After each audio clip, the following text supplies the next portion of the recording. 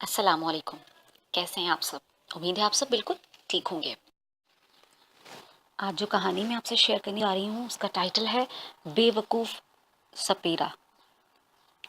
ایک سپیرا دن رات نت نئے اور زہریلے سانپوں کی تلاش میں جنگل بیاباں کوہ صحرا میں مارا پھرتا رہتا تھا۔ ایک دفعہ سخت سردی کے موسم میں پہاڑوں میں سانپ تلاش کر رہا تھا، اس نے ایک مردہ اژدہا دیکھا جو بھاری بھرکم اور بہت ہیوج تھا۔ اسے خیال آیا اگر اس مردہ اژدہے کو کسی طریقے سے میں شہر لے جاؤں تو دیکھنے والوں کا ہجوم اکٹھا ہو جائے گا، لوگوں کے جمع ہونے سے خوب مال کماؤں گا۔ اژدہا کیا تھا؟ ستون کا ستون تھا۔ سپیرا اسے بڑی مشکل سے اپنی جان جوکھوں میں ڈال کر گھسیٹ کر شہر لے آیا۔ غرض سپیرے کے اس کارنامے سے شہر بغداد میں ادھم مچ گیا۔ تو چل میں چل جس کے کانوں میں یہ خبر پہنچی کہ سپیرا ایک نادر قسم کا اژدہا پکڑ کر لایا ہے، وہی سب کام چھوڑ کر اسے دیکھنے چل پڑا۔ سینکڑوں ہزاروں لوگ جمع ہو گئے۔ بے پناہ سردی اور برف باری کی وجہ سے اژدہے کا جسم سن ہو چکا تھا۔ برف سے ٹھٹرنے کے باعث وہ مردہ دکھائی دے رہا تھا۔ ہجوم کی گرمی اور سورج کی روشنی سے اچانک اژدہے کے جسم میں تھر تھری پیدا ہوئی اور اس نے اپنا منہ کھول دیا۔ اژدہے کا منہ کھولنا تھا کہ قیامت برپا ہو گئی۔ بدحواسی اور خوف سے جس کا جدھر منہ اٹھا اسی طرف کو بھاگا۔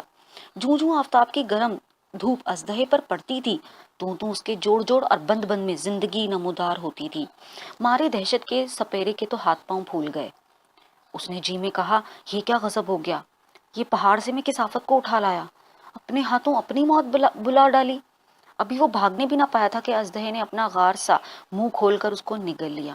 پھر وہ رینگتا ہوا آگے بڑھا اور ایک بلند عمارت کے ستون سے اپنے آپ کو لپیٹ کر ایسا بل کھایا کہ اس سپیرے کی ہڈیاں بھی سرما ہو گئیں۔ یاد رکھنے کی بات، مولانا روم اس حکایت کے ذریعے بیان فرماتے ہیں کہ محض نام و نمود کی خواہش میں کوئی کام کرنے سے پہلے سوچ لینا چاہیے کہ اس کا انجام کیا ہو سکتا ہے۔ ایک دوسرا سبق یہ بھی ہے کہ ہمارا نفس بھی سردی کھائے ہوئے اژدہے کی مانند ہے، جسے جب تعیشات کی حدت اور سازگار ماحول ملتا ہے تو بیدار ہو جاتا ہے اور ہمیں ہی نگلنے کو لپکتا ہے۔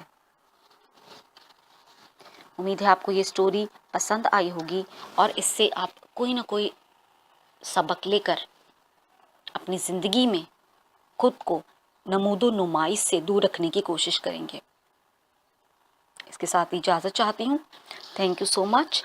یہ کہانی میں نے مولانا جلال الدین رومی کی حکایت رومی سے، کتاب حکایت رومی سے لی ہے۔ Thank you so much.